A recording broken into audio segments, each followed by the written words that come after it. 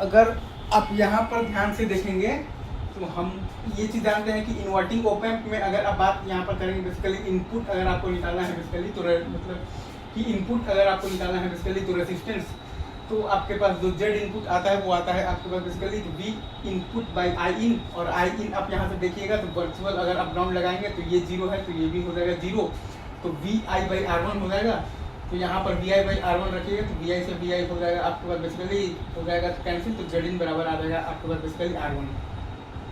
और वहीं अगर आप यहाँ पर देखिएगा नॉन इन्वर्टिंग ओप एम्प में अगर आप ध्यान देंगे तो जेड इन फिर से लिखने का तरीका तो वही होगा, वी इनपुट बाई अपन लिखेंगे तो जेड इनपुट राइट।